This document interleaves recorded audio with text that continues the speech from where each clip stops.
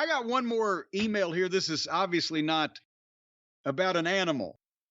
It's about the Dynamite television taping in Hamilton, Ontario. The third, I guess, of 4 appearances they made, or was it 5 in the Ontario province over the course of about 10 days? It was at least 4. Well, they did the pay-per-view and a collision and a Dynamite and then another Dynamite, didn't it? I don't know. Anyway, they can't get out of Canada, much like me in mirror image. I can't get in, they can't get out. Anyway, Matt wrote, "Greetings, Jim and Brian. My name is Matt." Apparently, he must be telling the truth. He said it twice. "And I wanted to share some experiences I had when I went to a taping of Dynamite. My friends, 3 friends and I were in attendance for the most recent Dynamite show in Hamilton, Ontario. I don't know if that narrows it down too much. We showed up early with the hopes of maybe finding some merch, and we were greeted with a merch table selling mostly generic AEW logo shirts, elite shirts, and shirts left over from Forbidden Door. None of us purchased anything. Upon entering the arena, and well, here, before we go any further,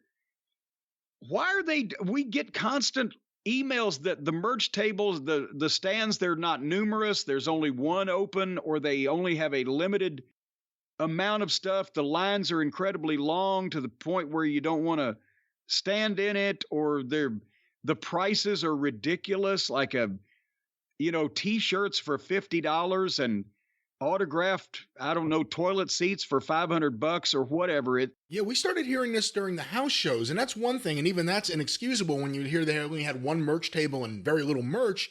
But if it's a television taping, what are they doing?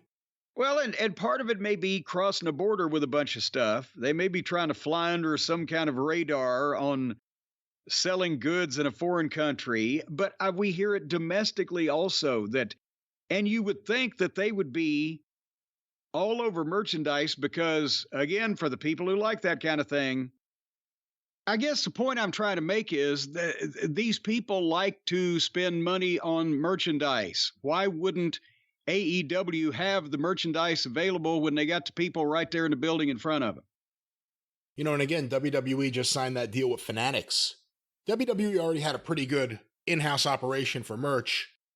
They wanted to take that off their books and not deal with it.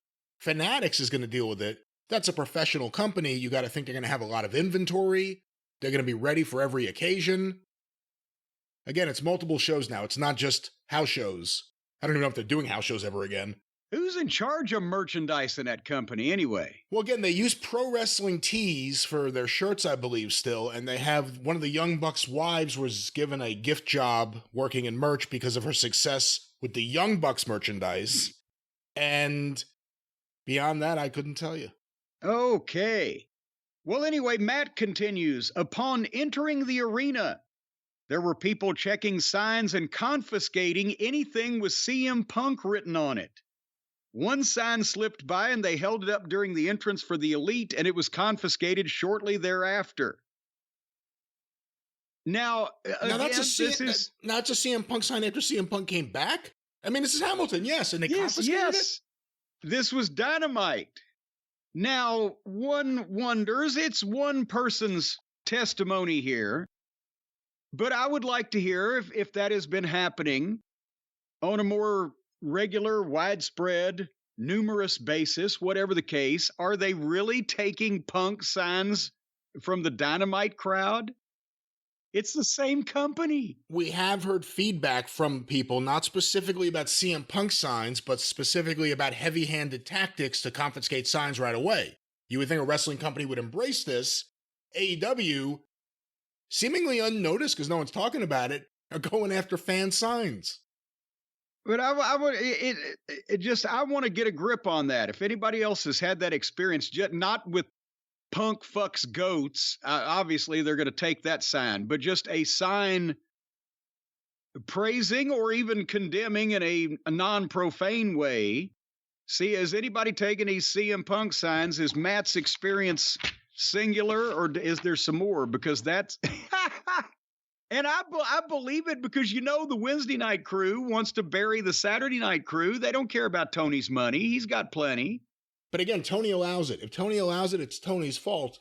If a fan holds up a sign during a Young Bucks match that says CM Punk owns the Young Bucks, do you think that's an excusable reason for confiscating it or no? No. Hell, think about the Attitude Era or even just wrestling signs in general. Yes, some can cross the line, but my favorite wrestler owns my least favorite wrestler. How can that be not permissible in a goddamn wrestling crowd at a wrestling show? Again, we're talking about the fragile clique in the locker room, so who knows? Well, anyway, call me anything you want, just don't call me late for dinner. What are your thoughts in general about confiscating fan signs? Like, when would you, as a promoter or as a booker, see... I mean, if they're going to spoil a finish, obviously you don't want that just on the air. Yeah. You don't want just pussy, or something.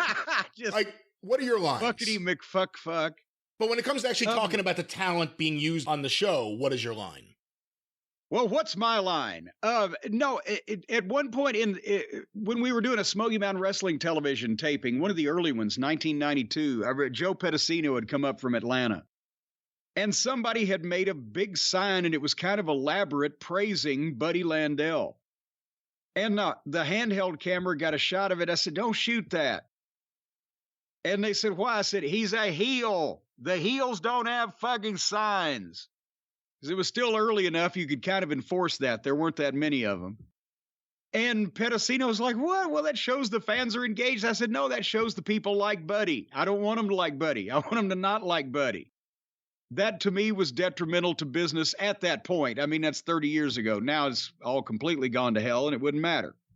But unless it's something that can get you either kicked off the air or at least in trouble with the station, profanity, vulgarity of some description that'll get heat with sponsors, or, again, like you said, something that gives away, a finish, or just basically, I would obviously not tolerate something that was, well, this bullshit's fake and we all know it. But otherwise, if people are going to bring signs, you got to let them bring signs. Else, if you don't let them bring some that there's nothing wrong with, they'll just not bring any of them.